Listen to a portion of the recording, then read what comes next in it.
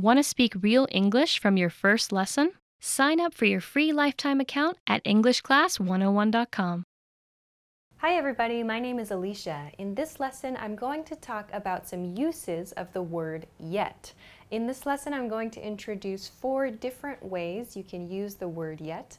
I'm going to talk a little bit about the different positions yet can take in a sentence, and I'm going to share some examples of how to use it. So let's begin.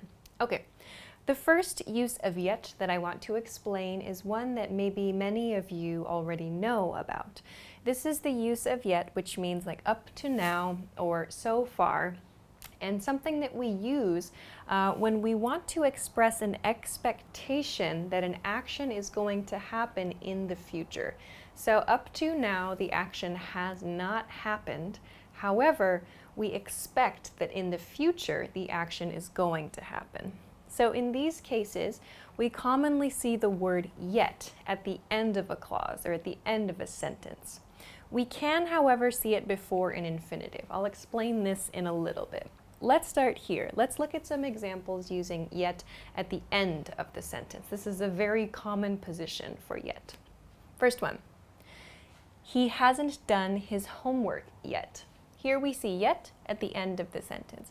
He hasn't done his homework yet. So here we're using the negative form of a present perfect tense sentence. So he hasn't done, he has not done his homework yet, meaning up until now, he has not finished, he hasn't done his homework, but we expect he's going to do his homework.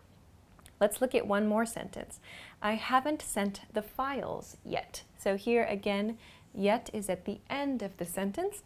And in this case, the subject is I. So I've changed this to have not. In this sentence, my first one, I had has not because the subject was he.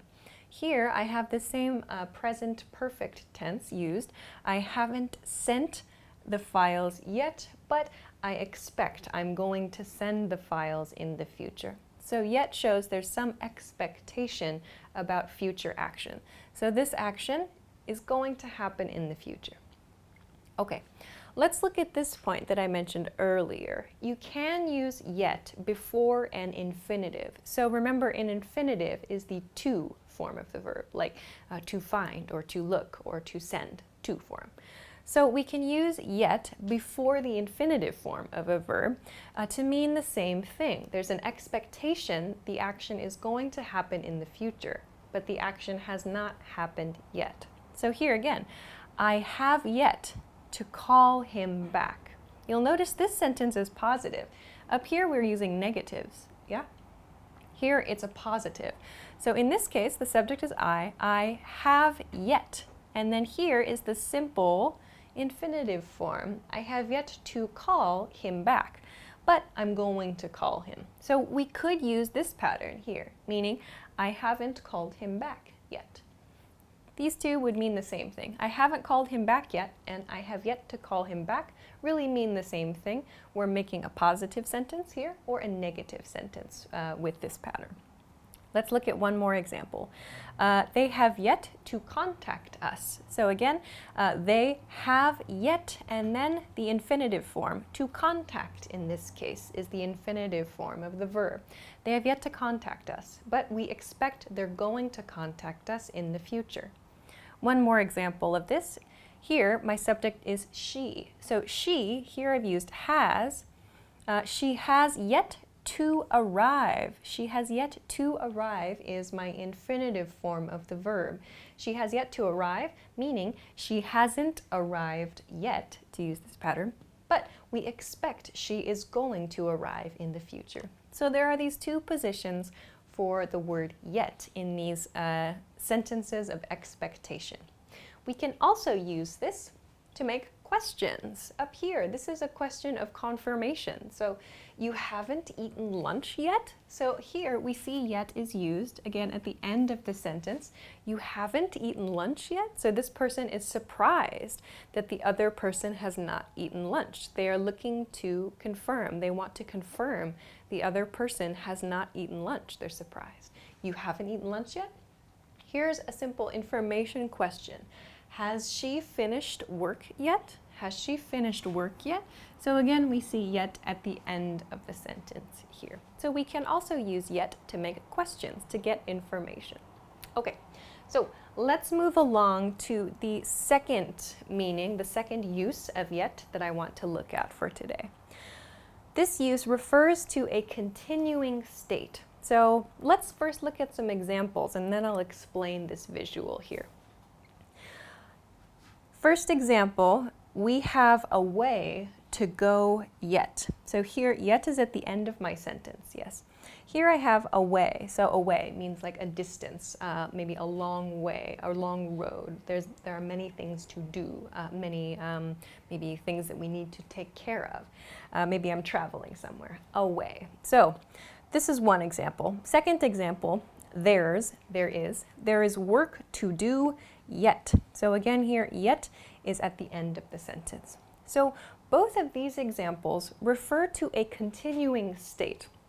So here we're seeing there is some action that has been happening, some action that has been continuing. I marked it with the red line here. In this case, there's work to do yet. So in this case, my second example, the people involved in this have been working, and the speaker is saying this sentence right now at this point here. Work to do yet. So again, with that kind of expectation feeling, meaning in the future, there is still something that needs to happen. There is still work that needs to be done. So, meaning this state has continued and it's going to continue into the future. Same thing here. We have a way to go yet. So we've been traveling. The speaker makes the statement here to say there's still more traveling to do. We have a way to go yet. So this has kind of the feeling of still. We still have a way to go. There's still work to do is a different way of saying these expressions. Okay, let's move along to the third use of yet I want to describe for today. This is using yet as a conjunction. So remember, conjunctions are used to connect ideas. In this case, yet means but or however.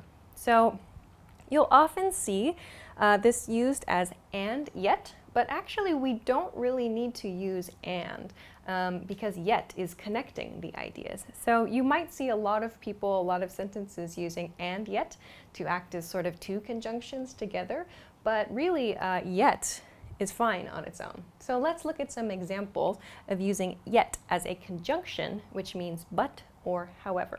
First one, we have so much to do, yet we have so little time. So here we're presenting two ideas. We have so much to do is part A.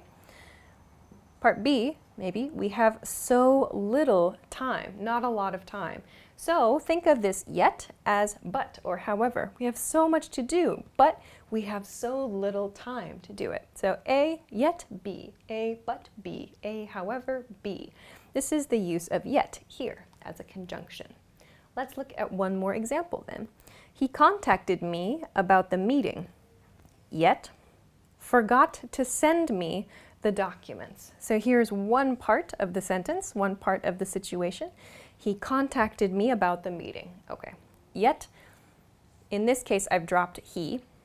He forgot to send me the documents. I've dropped he here, but he forgot to send me the documents is the second part. So he contacted me, but he forgot to send me the documents. I've used yet here instead of but. So we can use yet to connect ideas, to act as a conjunction in this case. All right, let's look at the last use for this lesson over here, number 4. We can use yet as an emphasis word. So this is often placed before a word like again or another. So we're emphasizing that something has happened again, or we're emphasizing another instance of something. Let's look at some examples here. He forgot his keys yet again. So here, yet is placed before the word again. So if we don't use yet, he forgot his keys again. Yes, it's a strong statement, maybe like a criticism. He always forgets his keys. But this phrase is a little more strong, a little more critical. So he forgot his keys yet again. It sounds like this is a very common thing for him, and maybe it's irritating to the speaker. let's look at one more example. Today, I received yet another angry message from a customer. So here, I said I received yet another angry message. So here, I'm talking about angry messages. So meaning, I got yet another. It's emphasizing how many angry messages the speaker receives from customers. So again, if we don't use yet, today I received another angry message from a customer. It doesn't have the same strength. It doesn't have the same seriousness as using yet. Today I received yet another angry message. It sounds much stronger. So please remember, you can use yet. In these cases, I've used it with again and another, but you can use these for emphasis, these expressions. So give these a try as well. Okay, so those are 4 ways to use the word yet in many different situations. So I hope that this was useful for you. If you have any questions, please feel free to let us know in the comment section of this video. If you like the video, please make sure to give it a thumbs up, subscribe to the channel, and check us out at EnglishClass101.com for some other good stuff. Thanks very much for watching this episode, and I'll see you again soon. Bye!